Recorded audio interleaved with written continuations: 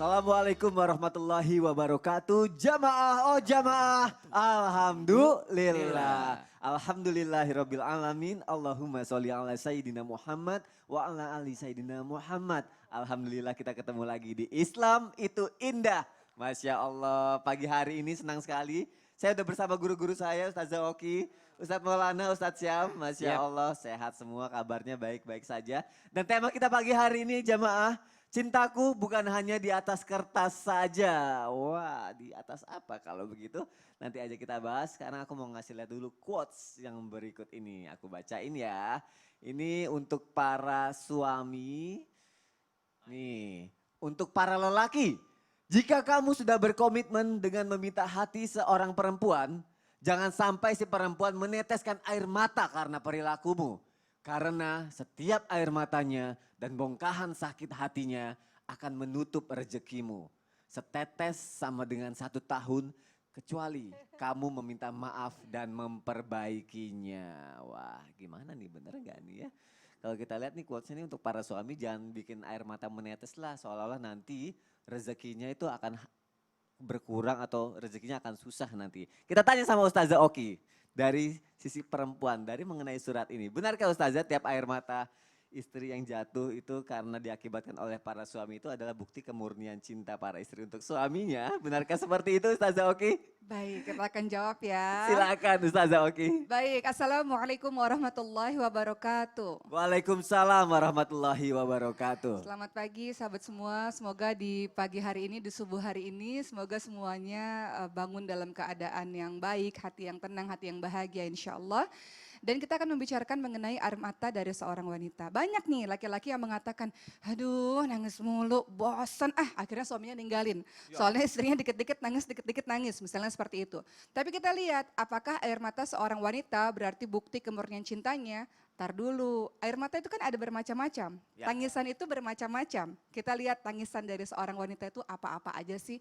Yang pertama karena faktor hormon loh, bisa loh ketika PMS pramenstruasi. Biasanya seorang wanita itu lebih sensitif karena pengaruh hormonnya. Sehingga apa-apa jadi lebih mudah untuk meluapkan emosinya, salah satunya selain dengan marah biasanya dengan menangis. Ada juga perempuan yang seperti itu karena faktor hormon. Kedua, perempuan tuh menangis bisa juga karena dia marah loh. Pernah nggak pada saat seseorang marah, nggak bisa meluapkan emosinya dengan kata-kata, akhirnya dia mengeluarkan air matanya. Jadi perempuan menangis bisa juga karena saking marahnya, akhirnya dia menangis. Atau ketiga, perempuan bisa menangis justru karena dia sebenarnya sedang terluka, teman-teman sekalian. Makanya Rasulullah SAW kita pernah bahas pada sebelumnya ya, ceramah sebelumnya bahwa Rasulullah mengibaratkan seorang wanita seperti gelas-gelas kaca karena saking halus perasaannya. Jadi banyak laki-laki yang melakukan KDRT nih, KDRT kan bisa secara fisik, bisa secara verbal, kata-kata yang kasar, kata-kata yang menyakiti. Ternyata dia tidak tahu bahwa istrinya terkena hatinya sehingga meneteskan air matanya. Makanya Rasulullah SAW ingatkan nih para sahabat-sahabat semua yang ada di rumah, untuk para laki-laki, kata Rasulullah, wala tadribul wajah, jangan pukul wajah, wala tuqabbih, jangan caci maki, jangan mengucapkan kata-kata kasar pada istri, wala tahjur illa fil bait, jangan mendiamkan kecuali di dalam rumahnya saja. Artinya bagaimana Rasul ingin menjaga para istri supaya hatinya tidak terluka dengan perbuatan laki-laki, baik secara perbuatan yang kasar maupun perkataan yang kasar. Kemudian perempuan juga bisa menangis loh karena justru bahagia, karena justru rasa cintanya. Misalnya terharu dengan perbuatan baik dari sang suami, dia bisa meneteskan air mata. Membicarakan mengenai tangisan atau air mata ini ternyata dalam Islam hukumnya bermacam-macam. Ada air mata yang haram. Air mata yang haram itu contohnya adalah air mata yang mengelabui. Beberapa waktu lalu saya lihat ada sebuah tayangan seorang istri nangis luar biasa karena suaminya meninggal dunia. Ternyata yang bunuh istrinya sendiri. Nah ini kan air mata yang haram, air mata yang mengelabui. Bisa juga, ada juga perempuan yang seperti itu, menangis untuk mengelabui, untuk membohongi sebuah yang punya air mata buaya bukan kejadian. cuma Ada laki-laki juga ya. yang kayak gitu. Kemudian ada air mata yang makruh. Air mata yang makruh itu artinya adalah contohnya ya ketika kita sholat, kemudian kita menangis karena perkara dunia, itu air mata yang makruh. Kemudian ada air mata yang mubah, ya ini perkara-perkara dunia saja. Jadi kalau sakit sedih menangis boleh mubah. Tapi ada air mata yang sunnah. Air mata yang sunnah itu apa? Air mata cinta. Cinta kepada siapa? Sejatinya cinta kepada Allah Subhanahu wa taala. Jadi ada nih satu kejadian tiba-tiba suaminya nanya, "Kamu kok nangis terus?" Ternyata istrinya di sepertiga malam menangis karena kerinduan dan kecintaan kepada Allah Subhanahu wa taala. Ini air mata yang seharusnya dikeluarkan oleh para wanita-wanita, teman-teman sekalian. Kita lihat orang-orang solih terdahulu bagaimana mereka mengeluarkan air matanya karena perasaan takut akan dosa-dosanya, perasaan cinta dan rindu kepada Robnya. Salah satu contohnya Rasulullah SAW. Ketika mendengarkan Al-Quran, beliau biasanya menangis. Jadi ciri orang beriman ketika dibacakan ayat suci Al-Quran menurut surah Al-Anfal ayat 2 adalah ketika dibacakan ayat-ayat Allah maka bergetar hatinya. Ketika dibacakan ayat-ayat Allah semakin kuat keimanannya. Contoh lain, seperti Abu Bakar As-Siddiq radhiyallahu anhu, teman-teman sekalian, ketika sholat menangis. Tapi menangisnya adalah karena kecintaan kepada Allah Subhanahu wa taala. Jadi untuk para istri, coba perhatikan kalau menangis, menangis yang mana nih? Pilihlah mau yang makruh, yang mubah, yang sunnah, atau yang diharamkan oleh Allah Subhanahu wa taala. Dan juga untuk para suami, hati-hati jangan terlalu sering membuat istri menangis, berbahaya. Ada loh kadang-kadang seseorang sampai nggak bisa nangis lagi. Karena terlalu sakit. Kering air matanya. Iya, kering air matanya. Jadi justru selama istri masih menangis berarti masih ada sesuatu di hatinya. Ada rasa cinta di hatinya. Justru kalau istri udah nggak menangis lagi, ini yang patut diwaspadai oleh para laki-laki. Karena terlalu sering disakiti sehingga dia tidak bisa lagi merasa sakit itu. Nah ini berbahaya untuk pernikahan seperti itu. Jadi para suami waspadai air matanya istri. Kalau istri nangis jangan ditinggal tidur ya, kasihan loh dibelai, disayang gitu loh, jangan ditinggal ngorok Iya, gitu. Iya jangan, kita harus ditenangin dulu ya Ustazah. Iya. Karena kadang kan kalau istri kan nangis bukan karena mereka lemah, tapi ya benar kadang suka bingung mengutarakan perasaannya itu ya. Nah, Dikasih dia tiba-tiba nangis. Nah itu karena air mata perasaan bahagia berarti. cinta dan terharu. Masya Allah. Baik kita Iya. sebagai laki-laki jamaah yang ada di rumah kalau bisa hapuslah air mata istri. Jangan biarkan ada kesedihan pada istri. Semoga Allah membukakan pintu surga untuk keluarga kita. Amin ya rabbal alamin. Jazakillah khair Ustazah. Afwan, Makasih. Masih iya. jamaah yang ada di rumah pasti wah kalau gitu sekarang aku mau milih nangisnya karena apa dulu. Tapi semoga yang baik-baik ya. Masya Allah. Baik ini ada lagi quotes. Dan ini quotesnya adalah doa untuk para suami dan istri. Aku bacain ya jamaah yang ada di rumah ya. Doa kepada suami. Ya Allah, permudahkanlah pekerjaan suamiku dalam pencarian rezekinya untuk memberikan nafkah kepada kami. Doa kepada istri. Ya Allah, tenangkan dan damaikanlah istriku dalam menerima kadar kemampuanku dalam memberi nafkah kepadanya dan kepada keluargaku. Amin ya rabbal alamin, Masya Allah. Ini semoga bisa menjadi inspirasi untuk jamaah yang ada di rumah. Kadang kalau kita ngeliat pasangan yang seperti ini saling mendoakan tuh adem gitu, kayak ubin masjid gitu ya. Enak gitu rasanya, adem gitu, dingin gitu. Tapi benar gak sih kita tanya sama guru saya Ustadz Syam yang sering banget ada di masjid. Wait, ubin masjid. Ubin masjid, Sering adem dikatain gak? Ubin masjid. Adem lah. Adem kan? Nah, Tergantung sih. tergantung ya? Tergantung. Oke, kalau ubin masjid dinginnya tergantung kalau masalah doa. Benarkah keseriusan cinta wanita itu ditandai dengan doa-doanya kepada orang yang dicintai atau orang yang juga suka menyakiti? Benarkah seperti itu Ustadz Syam? Oh Masya Allah, bismillahirrahmanirrahim, alhamdulillahirrabbilalamin, wassalatu wassalamu ala ashrafil anbiya'i wal mursalin, Sayyidina Muhammadin wa ala alihi wa sahbihi ajma'in, asbahna wa asbahal mulku lillahi rabbil alamin, assalamualaikum warahmatullahi wabarakatuh. Waalaikumsalam warahmatullahi wabarakatuh. Yang kami muliakan guru kami Ustadz Maulana, Ustazah Oki, Mas Soni dan seluruh guru kami yang sedang menonton acara ini serta jamaah yang dimuliakan Allah Subhanahu wa taala. Puncak cinta yang tertinggi adalah ketika dua insan tidak saling bertemu, tidak saling bertegur sapa, tidak saling WA, tidak saling SMS, tapi saling bertemu dalam sepertiga malamnya yaitu di dalam doa-doanya, kata Sujiwo Tejo. Gitu. Jadi puncak cinta tertinggi itu adalah ketika seseorang saling mendoakan. Lalu didukung dengan hadis-hadis Rasulullah Sallallahu Alaihi Wasallam. Apa kata baginda Nabi Sallallahu Alaihi Wasallam adalah orang yang mencintai saudaranya adalah ketika mereka saling mendoakan tanpa sepengetahuannya gitu. Dari salah satu bentuk keistimewaan orang beriman adalah ketika dia mendoakan saudaranya tanpa sepengetahuan saudaranya tersebut. Maka malaikat datang langsung mengatakan wala kamithlu, wala kamithlu, wala kamithlu, dan bagimu juga, dan bagimu juga. Inilah keutamaan daripada mendoakan orang lain.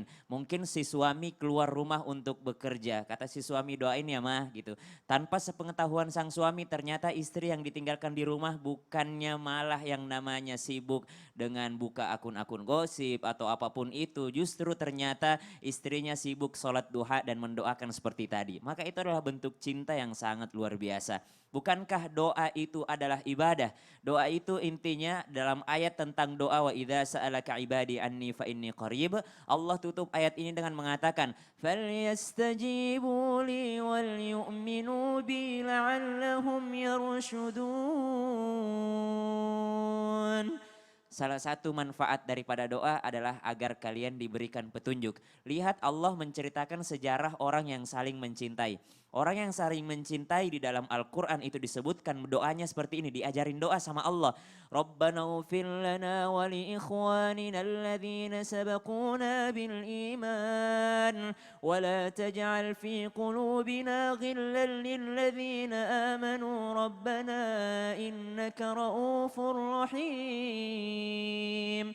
Ini adalah bentuk cinta dalam hal saling mendoakan.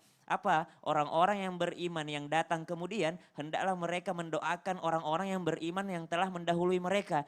Rabbana ufir lana, ya Allah ampuni dosa kami, wali ikhwanina dan saudara-saudara kami, alladzina sabakuna bil iman, mereka yang duluan beriman di antara kami, supaya apa? Wala taj'al fi qulubina ghilla lilladzina amanu, supaya tidak ada rasa iri, rasa dengki, rasa benci, rasa yang namanya rasa sakit hati, supaya apa? Yang tumbuh adalah rasa cinta.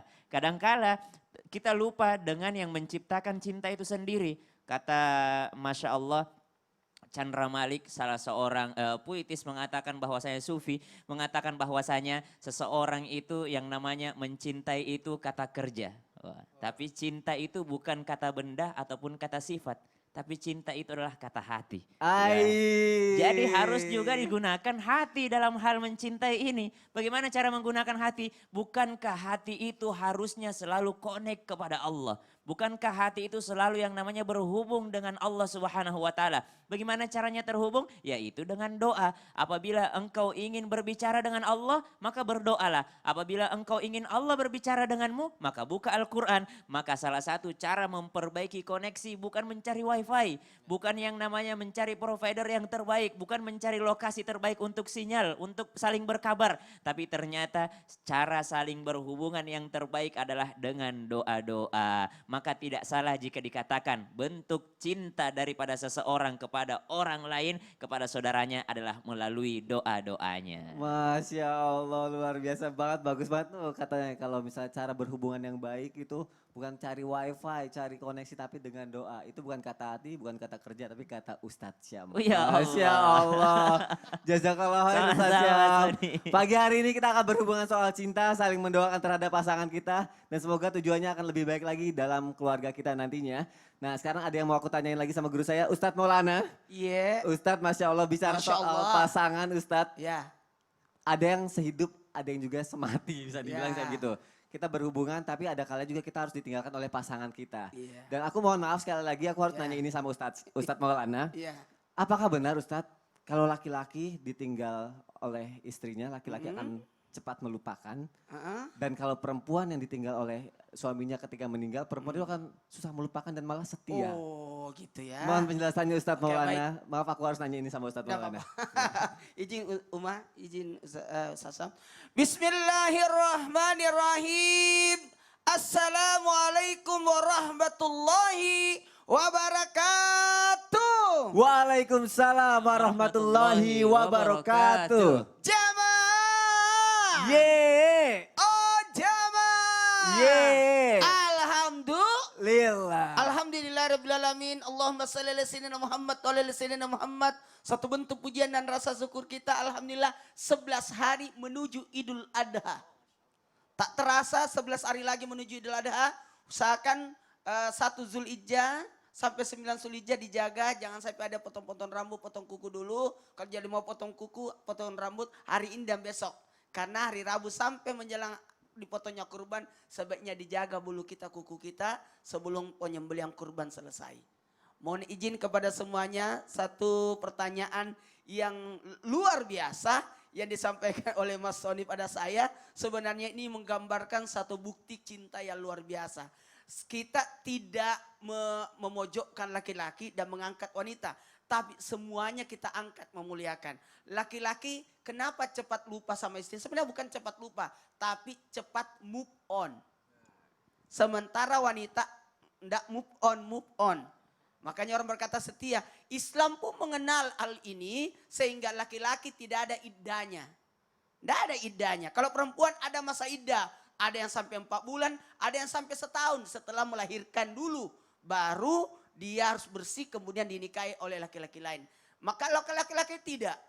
Hari ini istrinya meninggal, dia sudah bisa menikah. Tahu cuma kelewatan banget ya. Itu sebenarnya bisa karena tidak ada.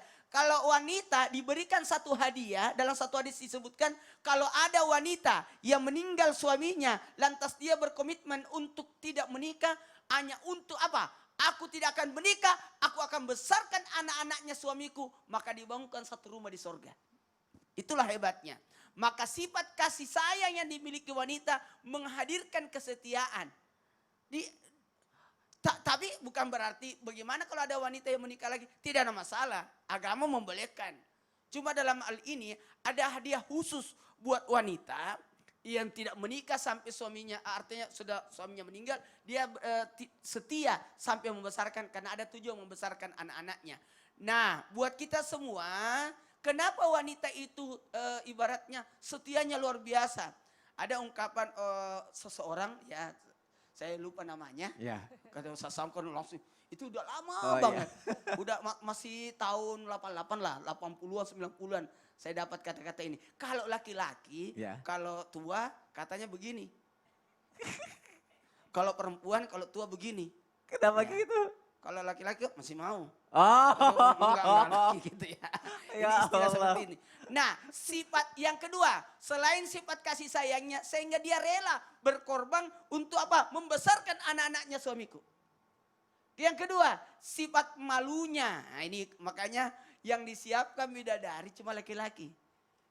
Iya ya. Iya, kenapa? Karena wanita tidak ada keinginan untuk kalau di surga kan? Ya. Dia sudah dengan suaminya sendiri aja. Beda kalau laki-laki. Sasamnya, Masya Allah.